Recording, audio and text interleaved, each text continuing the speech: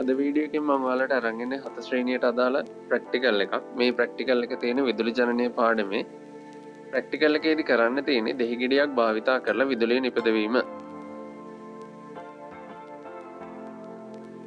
මේ සඳහා අවශ්‍ය ද්‍රව්‍ය දැනටවත් මම සපයගෙන තියෙන්නේ. දෙහිගෙඩියක් අවශ්‍ය වෙනවා අපිට. ඒ වගේම සිංක් තහඩුවක්, කොපර් තහඩුවක් සහ සම්බන්ධක කම්බිය අවශ්‍ය වෙනවා මේ වැඩේ සිද්ධ කරන්න. ඊට අමතරව විදුලිය නිපදවෙනවද කියලා බලා ගන්න අපිට මයික්‍රෝ ඇමීටරයක් හෝ ගැල්වනෝමීටරයක් පාවිච්චි කරන්න සිද්ධ වෙනවා. අපි එහෙනම් ක්‍රියාකාරකමට එමු.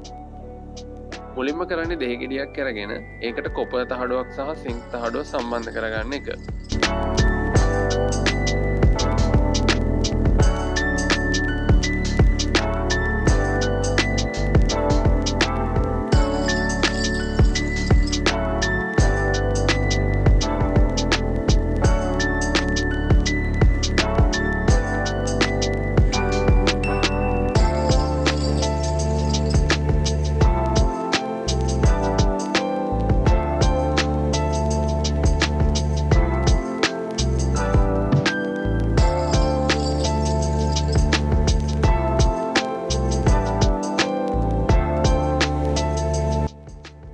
ඊට පස්සේ සම්බන්ධක කම්බි දෙකක් අරගෙන එකක් කොපර් තහඩුවටත් අනෙක සිංක් තහඩුවටත් සම්බන්ධ කරනවා.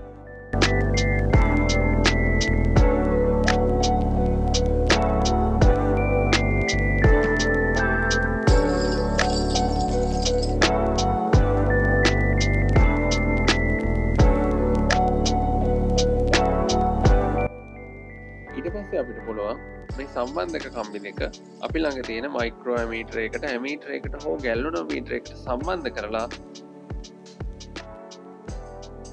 ඒ උපකරණයේ කටුව උත්ක්‍රමණය වෙනවද කියලා නිරීක්ෂණය කරන්න.